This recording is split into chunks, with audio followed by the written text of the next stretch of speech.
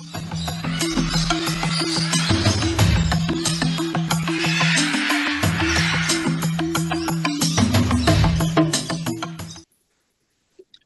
everybody. This is James Diboe, dedicated to regional peoples, as always. And we got a special guest on, Professor Portia Cobb. How you doing, my sister? Great to have you on. I'm doing well, thank you for Very inviting me. interesting. Good. Well, you're based in the United States.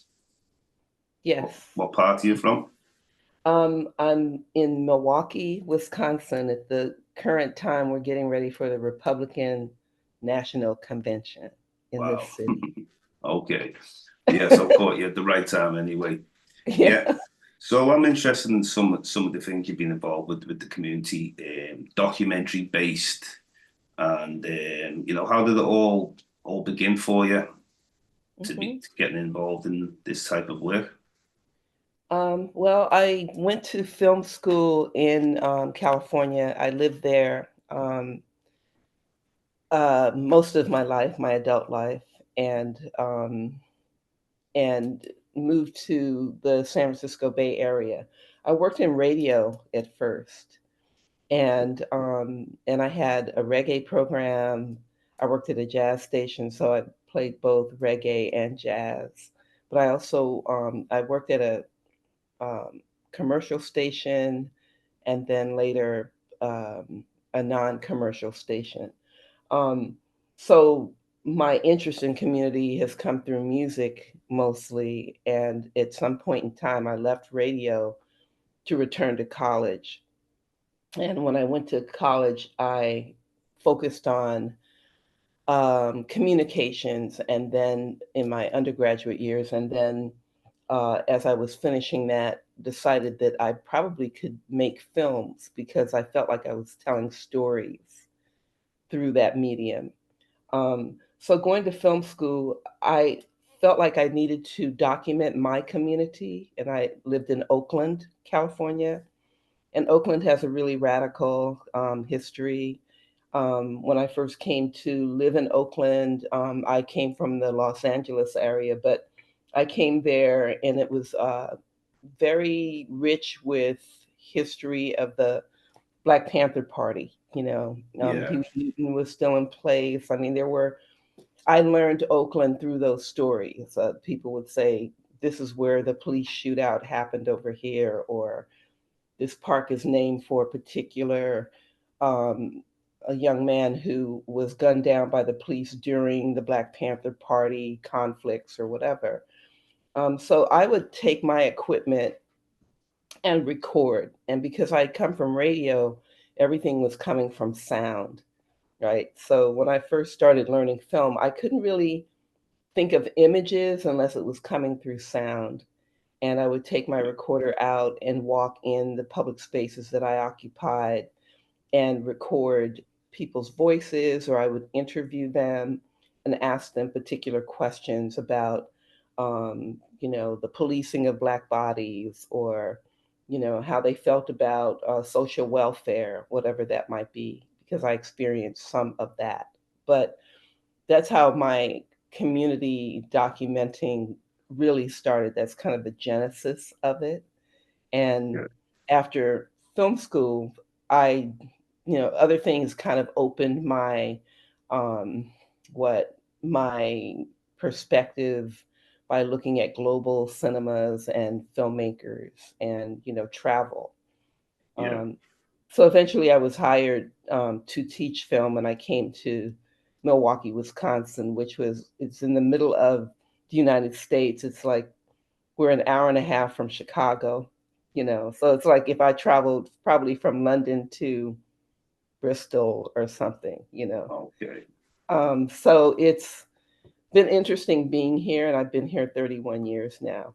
And I came because I had attended a film festival in Burkina Faso, wow, Ouagadougou, Burkina Faso, the interesting. Pan African Film Festival. And I went there when I was still a student, had been encouraged to attend by African filmmakers who came to a film festival in San Francisco when I was in grad school. And I had a mini festival inviting these filmmakers And they were like, you should come to Burkina Faso, which I didn't even know it was possible at that time. So I got a letter of invitation. I went, and it really changed everything. The reason that I ended up in Milwaukee is because I went to that festival and I ended up meeting a professor who was teaching here and invited me to come teach for a summer. And that led to me being here all these years. So now I'm a professor. Um, Excellent. it's been a while, but it's kind of like my genesis story to talk about community documentary, because I was hired to not only teach, but I taught in the community as well as on campus. And I was hired as a director of a project here that's a part of the film school called the Community Media Project.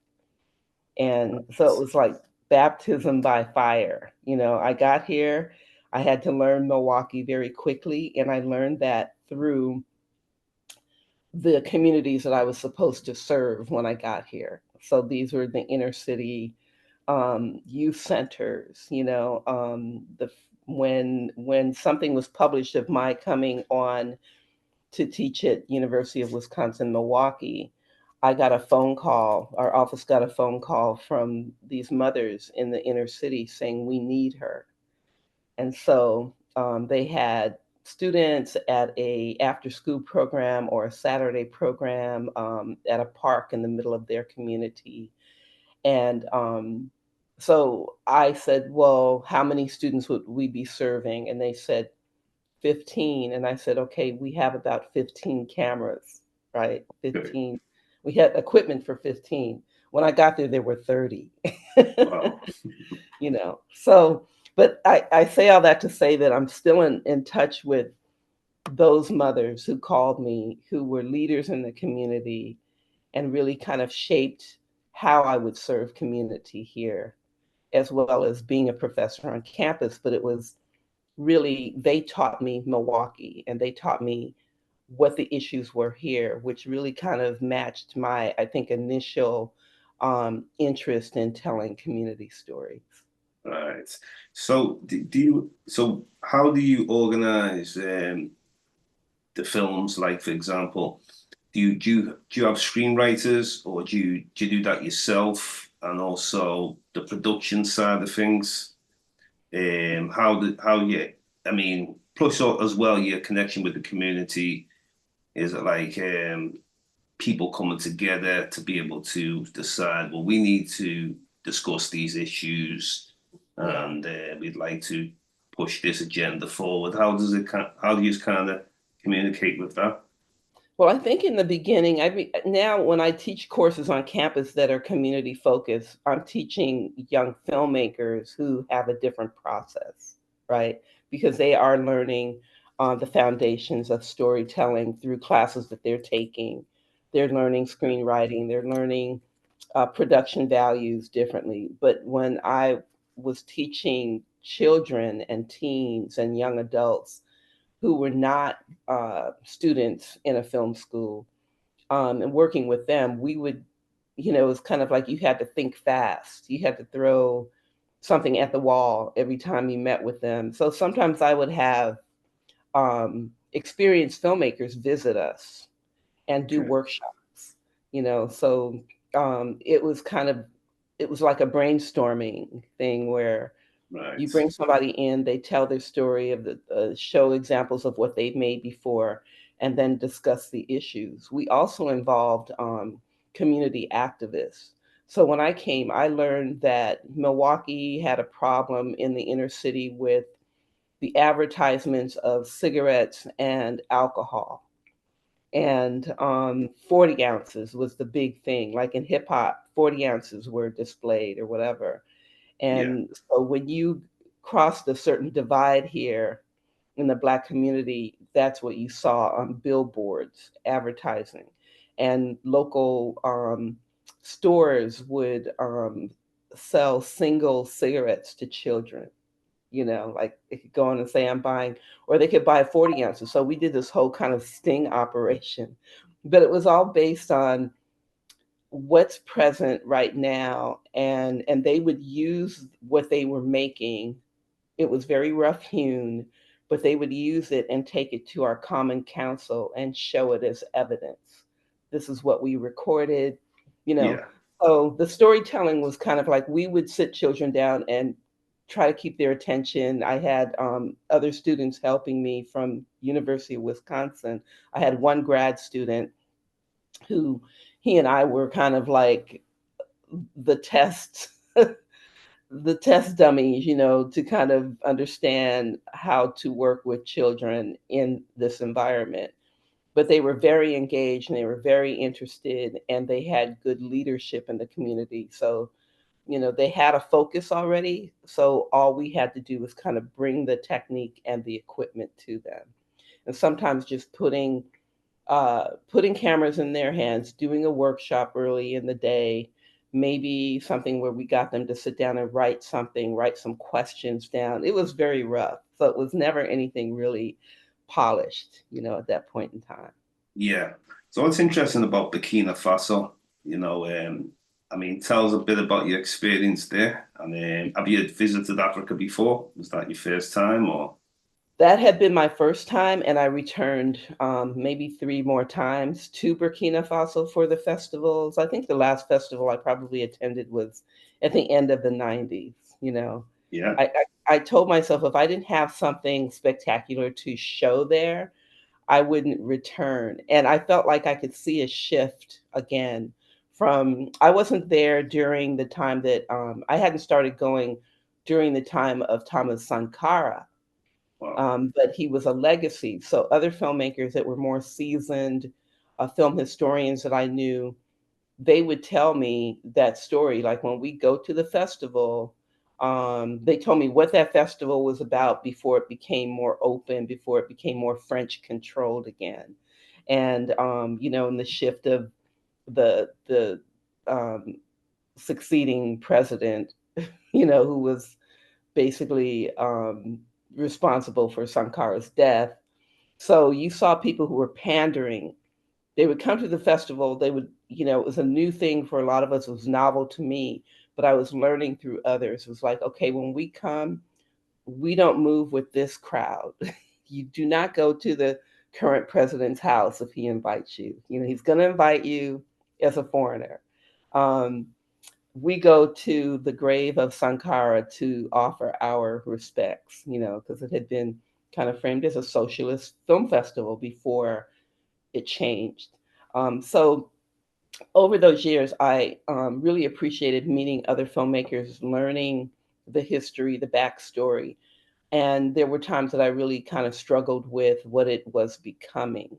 I felt like you could see the French controlling everything. Yeah. It's like it was becoming colonized. Typical. So that was, but it did teach me. It was my very first time going to Africa was to go to that festival. And so to travel from California at that time through, so from California into Senegal. Some people went from wherever they were into Cote d'Ivoire. So I came with a group. We went through Senegal and to Dakar, and we agreed. I think there was a friend of mine who was going, and he said, "Have you ever been to Gorée Island?" I didn't know anything about Gorée Island because I'd never been to Africa, but we went to the Door of No Return together.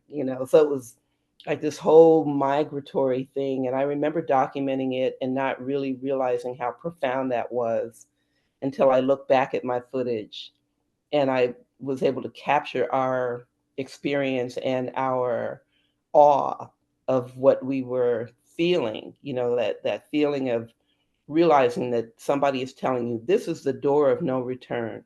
This was like where people walk the plank to get on that ship. Wow. So it was profound. And I continued to return to Dakar. I love Dakar. And I made a project that was focused there, and I stayed with an African family that I became close to, and I learned of them through an artist that was here in Milwaukee who had a close connection to the family.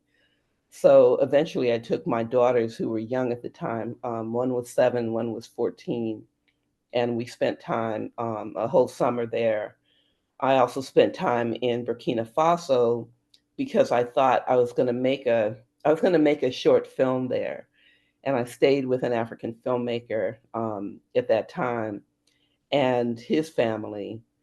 And Burkina Faso, I learned how different Burkina Faso was from, Senegal. Yeah, Socially, culturally. It. I love things about Burkina, but it was so closed compared to Senegal. Like when I went to Senegal, I realized how much I needed to be by the water. Like I see the water back of you now. Like I really yeah, felt that, everywhere I think we have lived or my mother has lived, my family has always been near the water. When you're in Burkina Faso, you're landlocked. So yeah. That's right. certain Yeah. things were like the food didn't agree with us. There were certain things that after a while I began to understand why I needed to be near the sea. Yeah, it does make a difference, doesn't it? Yeah. Hmm. I Yeah. mean, that must have been a great experience and a lot of inspiration, I can imagine you got when you were in Burkina Faso and Senegal. Yeah. Yeah, so what would you say, what was the first thing you were involved with, would you say, with film or documentary? What was one of the first documentaries or films that were produced? Hmm. Well, at the end of, I would say somewhere in the middle of my graduate program, when I started understanding what stories I wanted to tell, um, I realized that I didn't want to make features for some reason. So I dabble, like I make shorts because I think I'm more of an artist, right? Okay. And when I joined the program that I teach in, it's an arts program. Now people are making longer works, but I always saw my work as being something. I did show work on screens and in festivals, but I really enjoy like the museum environment as well, right? Yeah. And some of the filmmakers that I really enjoyed who were starting off making work that we saw at festivals and so forth, they now are kind of in that other world. Like I think of, I don't know if you know of Arthur Jaffa. That Arthur Jaffa is an American filmmaker who Okay. he's a cinematographer, and he was once married to Julie Dash, who made a film called Daughters of the Dust. And Okay. he also worked with Spike Lee on a film that was written by, I think it's called Crooklyn. I know. He Oh, yeah, Crooklyn. he was a cinematographer for Crooklyn. Okay. Yeah. But since that time, he's making some really complex works that are shown on multiple screens that are immersive in galleries, right? So there was kind of a shift. So my first film was a short. It was a contemplative work that grew into my graduate thesis, which was examining the idea that Black males were an endangered species, right? Yeah. I started asking questions based on observations of friends I had or sons of friends that I had, of how they felt in their bodies as young Black men, how they fear of them being harassed, simply for being who they were. And so my thesis piece is called No Justice, No Peace. And and the subtitle is Young Black Immediate. And I started interviewing young Black men on my campus and in the community and asking particular questions. I carried my camera everywhere and I just would see someone and they looked interesting and I thought they had something to say. And I think a part of that was wanting to give voice to people I felt didn't have voices. Yeah. Great. So that was my first piece, and it's still actually being shown, especially around Black Lives Matter. People Yeah. started asking to show that work again, and I was looking at it. I look at it all the time, and I'm going, wow. You look at work that you've made, and you go, I wish I would have done this, or I would have done that. But in that work, I feel like it still represents something that is a continuum in the struggles that we have. Also, what's really interesting about that work is that I interviewed Boots Riley, who made Sorry to Bother You when he was still a student. He was like an undergraduate when I was a graduate at San Francisco State. And he later, I think he later studied film there, but I'm not sure. But when I met him, he was a student sitting on the grassy knoll in between classes with some other young Black friends of his, and they were in a very radical um, history program, Black history program at San Francisco State, taught by Nathan Hare, who just passed away recently. And, so they were like, I wouldn't say espousing, but they were sharing ideas that were radical for their age, like they were probably 18, 19, you know what I mean? So Yeah. when I look back on it, I see who he is now. Like everything he was saying then, he already had the foundation for the ideas that he's an activist, he's a filmmaker, he's an artist, but he's an activist. And he was, at that time, he was an emerging hip hop artist. Right. um, I don't even know if I would call him a hip hop artist at that time, but when I went to um, do the final sound post for my documentary video, I went to a studio and there was a couple and they saw him and they said, that's Boots. And I knew him by a different name. I was calling his proper name.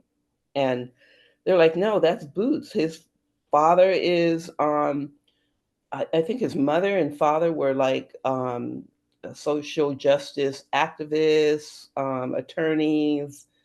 They were very well known and respected, and he was from West Oakland. So West Oakland is like saying you're from, like, I don't know Liverpool West well enough, um, but say if you were from Brixton, you know what I'm Yeah. saying? So they were like, yeah, they're really rooted, and that's Boots Riley, and he's part of a band called The Coup, and The Coup is, I don't know if they've performed in the last maybe 5 years, but they were performing before. So they were performing before he became a filmmaker and concurrent with him being a filmmaker. But I think there's been some kind of shift, but their music is really radical. And he started making short documentary type music videos to address issues in the community. So I'm saying all that to say that No Justice, No Peace, the first documentary I made, has all of these kind of Easter eggs in it. You know what I Yeah. mean? Like hidden artifacts and hidden stories. So when I look at it, I always think about Oakland and my connection to Oakland. Yeah. Okay. So where can we find some of these documentaries? Are they on YouTube or do you have to go on some I websites have or them in Vimeo. sorry? Vimeo, I was Vimeo. It's oh a it's an right. online source. I can share the link with you. Yeah, if you could please, that'd be great, so we Mhm. can look at the timeline of all these different documentaries. Yeah. And are they all on the same site or are they on Yeah, I different pretty much sites? catalog all of my things on that one site. Yeah, Um, that's better. So you can find everything all in one. Yeah, yeah. I will have to go back and check some of these out. Yeah, So, please do. Yeah. so what's some of the latest things that you're involved with to this day now, Hmm. as we go into the future? Have you got any plans and anything? Well, I'm always kind of I feel like I'm more of an archivist at this point in time. I think that, you know, I've been working more with students to tell their stories than I have thinking of bigger projects for myself. Yeah, Um, and so, but in my teaching, I try to bring these stories into the classroom and to stay connected with the people who I feel are really relevant to uplifting the students' knowledge of the Black diaspora, yeah, you know, the global Black diaspora. So I'm always learning something more about parts of our scattered Black diaspora. And um, over the last couple years, I've been teaching a, a short course in the winter for us over in London, and the theme is Black Lives Matter. So I've led 2 years in a row to take students from the University of Wisconsin Milwaukee. We spend 2 weeks in London. The first year I went, we went to Bristol as well. Okay. Um, but I focus it on, the theme is that we're getting students who are interdisciplinary, and many are not filmmakers. But I like to focus on the arts, and I like to acquaint them with visual, the visual arts in galleries by Black makers, Black spaces that I call Black spaces. And I'm always learning something more.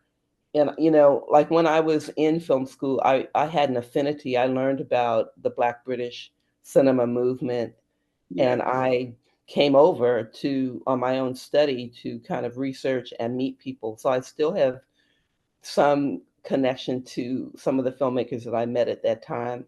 And so to be able to come back to London and, introduce my students to those stories. People are doing different things, but some people have remained in industry as DPs or, using media in some way. So I think my work right now is really about keeping that present in a film school where the majority are not a Black or brown, you know, Yeah. and to do it unapologetically.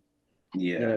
We have That to learn so much about European histories, even in film and the arts, and it's like, um, so I try to introduce them to films I know that they wouldn't seek out themselves.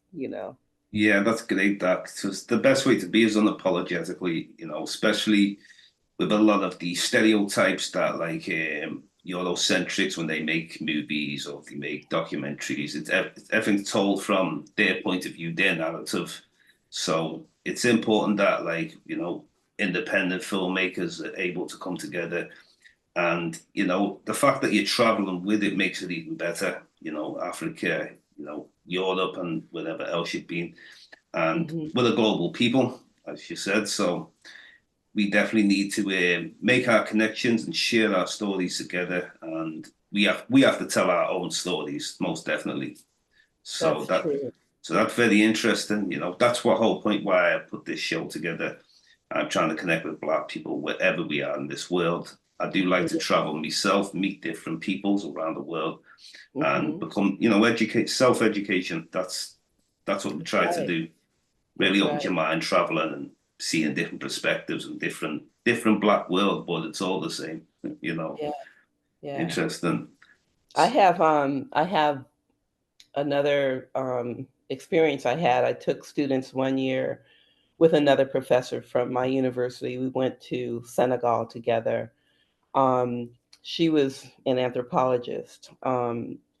But after that, I got to, because of my coming and going from Senegal and meeting not moving just with the African family I mentioned, but after I began to go and connect as an academic and meeting other Americans, Black Americans who were making Africa their home.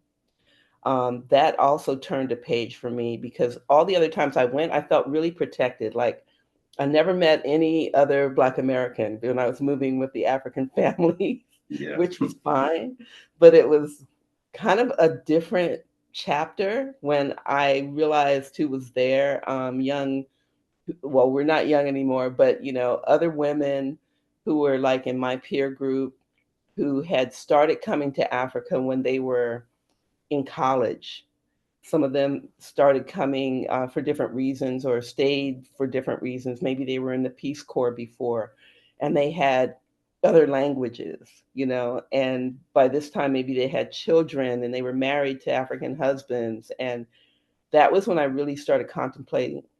So these are the truest African Americans, yeah. like their children were speaking many languages and could Wow. then get down with me and speak, the way I spoke. Yeah. So it was a cultural lesson that I really value. When I look back now and I see who their daughters or sons became, it's just daunting because I really got the understanding of what a global citizen is through Yeah. that example, like learning Africa through their eyes. Although I think it was really foundational for me to have moved at first within African circles, right? And to see myself in that circle and see my acceptance over time in that circle, but also then to see how I could expand my my identity through Yes. these other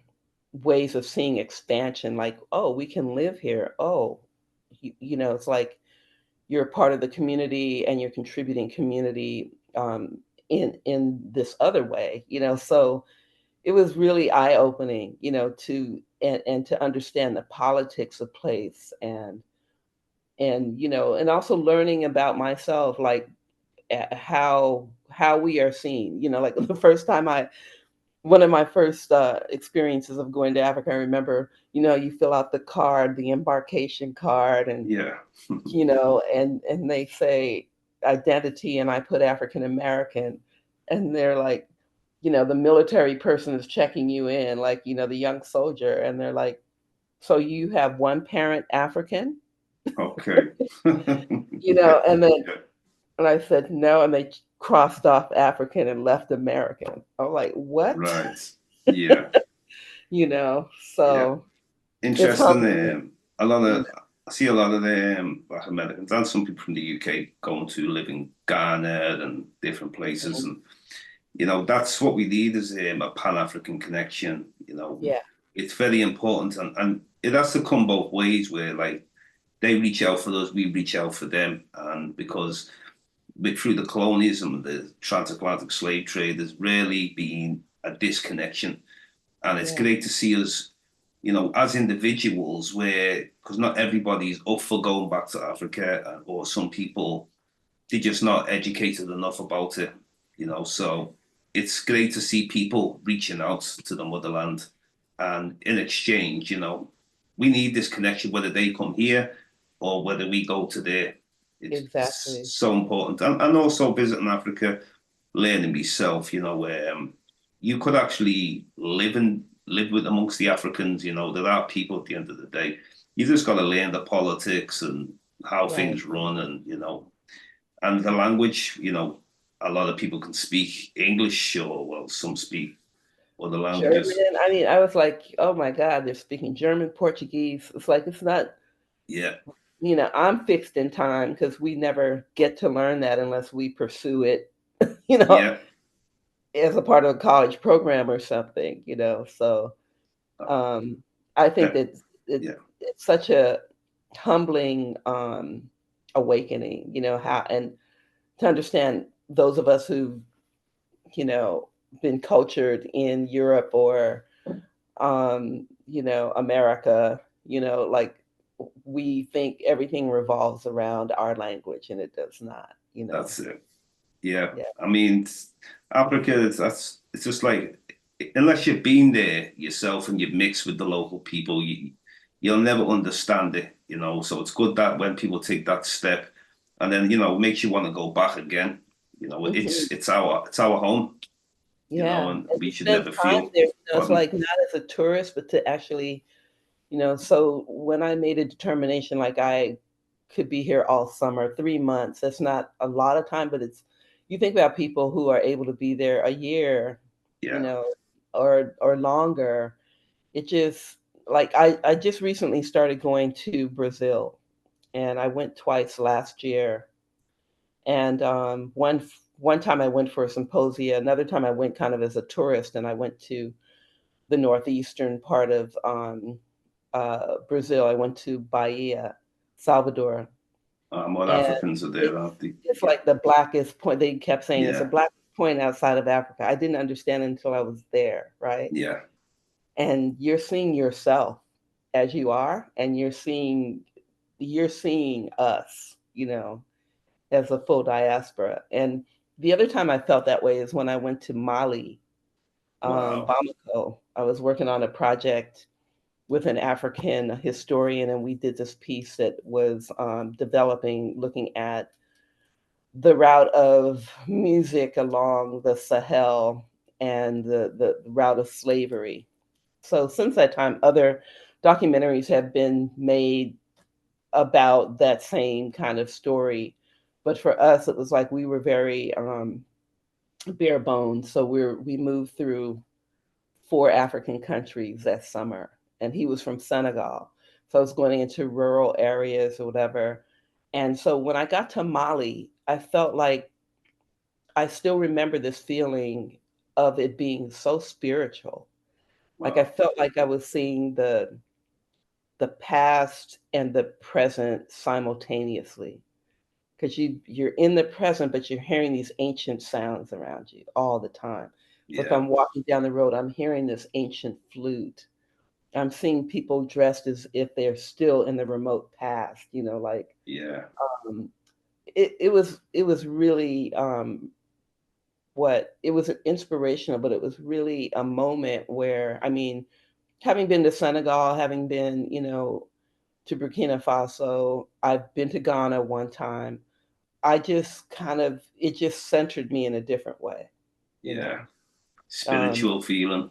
yeah, yeah, it was like this is I mean, we would be in a car moving. I still remember this, like, and you maybe pass by the markets and you'd see all this kind of ancient imagery, and it's not, almost like you're in a time capsule, like moving through time, like you're moving through your remote past, and you're Wow. remembering something cellular. Yeah. The ancestors connecting.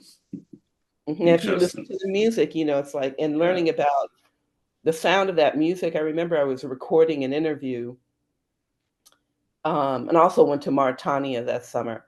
So we're recording interviews with musicians, and we're talking about the connection of that music to how the American blues was inspired by it. That was pretty much our premise. But I'm, with Africans who are helping to tell the story. So it's like we're asking questions about the music. And then when they play, I remember I was the only, recordist, right? Yeah. Um, so I'm behind my camera, and I just remember this woman starts playing this stringed instrument, and it wasn't a kora, but it was related to the kora in some way. And I just remember, like, she starts singing, and she's singing in her language, but I swear I heard her say "in the morning," like, something like, it felt like she was singing a blues song that I recognized. Like, Yeah. okay. Interesting. Mali, place that I've always wanted to visit. Wanted to visit the Dogon tribe. I Oh think my they're God. absolutely Yeah. amazing. You The know. people are so the people are so special in Mali. As I began to meet African people from different regions and places, it's like after a while, I would kind of know where somebody was from based on their behavior or their way. Yeah. Um, so Mali was really interesting for me, and I didn't get to return to it, but I was acquainted with an African filmmaker there, Sheikh Sissoko, and he Okay. was one of the filmmakers I met when I was a student, and he was one of the filmmakers who encouraged me to come to Africa, you know. So I Yeah. kind of saw him as a big brother or kind of a protective force in my life. Like I would be in situations, even in Burkina Faso, where he would see the situation and work it out for me, So Yeah. I remember his first words to me was, I remember I was having a moment, a struggle, the first year I came to to the festival. I was without housing. There was some misunderstanding or something, and he found a place for me that first night, and it was on a military base. Well, Isn't that amazing? I mean, I yeah. think back on that, and I didn't sleep all night. I was just so like, oh, and I remember him saying, Africa is hard. you know. Wow. So it was like he had to kind of, kind of soothe me, like kind of get me to calm down. Like I was seeing the open sewers. I was seeing different things. I was like, oh my God, I can't stay here. I can't, Yeah, yeah, anxiety, right? And having something in my mind about what Africa was, and then you're meeting the real Africa in a poor country, yeah. you know. So that was interesting. Well, you know what I mean. There's certain things that we do have to get used to because obviously living in a Western society where we are and that it's it's advanced in ways. I mean, even though Africa, the untold history of how advanced they was civilizations and great Hmm. great things you can probably all of Africa pretty much, but it seems like because everything's declined and through the colonialism, the transatlantic slave trade, and just exploitation, all the looting, and unfortunately, we get to see the other side. We get to see a lot of the negativity, but at the same time, it's going there and obviously appreciating what you can appreciate, because obviously it's a totally different coming from where we're from and that, but once you connect with the people and you go leave the tourist area, go stay by a village or like go and visit like ordinary Yeah, people, ordinary people. Because in the tourist area, yeah, everybody they're coming to look for tourists, right, exactly. So see real Africa, the fact that you said you stayed with a family there, that's Yes, more, that's more true. You're getting to see how what the family values are like and hmm, how they every day is to them, so yeah, that must have been a lot of inspiration, especially making films and documentaries. That'd be high inspiration. yeah. But also holding the mirror up to yourself. Yeah, that's Like right. Yeah, I could see how impatient I was or how I thought things should be when, everybody was like, just be chill. This is how it is, slow. Yeah, you know? yeah, And yeah, there were times that were, as I said, challenging where I felt really fragile in those environments. But I look back on it and I'm so thankful that I had those experiences, to I mean, I feel like I have so many stories about even that one summer of traveling through those different countries, documenting music as we did, and it was just, it's just a precious memory, especially when we're speaking of Mali, what's happened there since, where, yeah. playing music was forbidden, the Taliban situation, and there were Wow. places I wanted to go and visit. There was I don't know if you knew of this concert. I think it was in Timbuktu. Timbuktu. Yeah. Yeah. And so that was kind of my goal. Like I wanted to go back and I wanted to get to that concert in the desert of Timbuktu. Wow. So Mali's So got a lot of desert. Oh, forget about that. Like a lot of yeah. the Sahara Desert. Hmm. So, the experience in Mali and was you more inland in Mali or was you? We were inland in Yeah. Mali. Yeah. I saw more of the well, yeah, I guess we were more inland. I did stay in a community um at the at a kind of artist residency that they provided for us um through Tumani Jabate, um who plays the kora.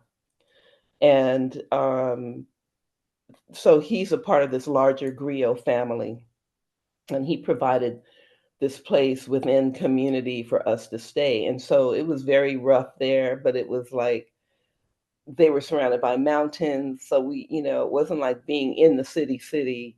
I don't know Yeah. if I could even think of Bamako as being that way. I think that there's so many parts of it, like, I was, even when I was at a hotel, I remember realizing that I'm sitting near the Nile. Like, Yeah. you know what I mean? Like, you're like, oh, that's what that is, Yeah. Um, so I think I saw the interiors also, and living there, um, as foreigners, but living with families who were, struggling to feed their children and depending on your money to pay for your lodging, you know, Yeah. Wow. going to market, just being in an environment in a different way that was, I use the word immersive. I just felt like you have to have those experiences, like, even when I think about, um, putting a curriculum together for students to visit another country, I don't want them to be comfortable. Yeah, that's You right. know, Yeah, I think they have to struggle with themselves, and the struggle is with ourselves, yeah, yeah. That's where it. we Very interesting.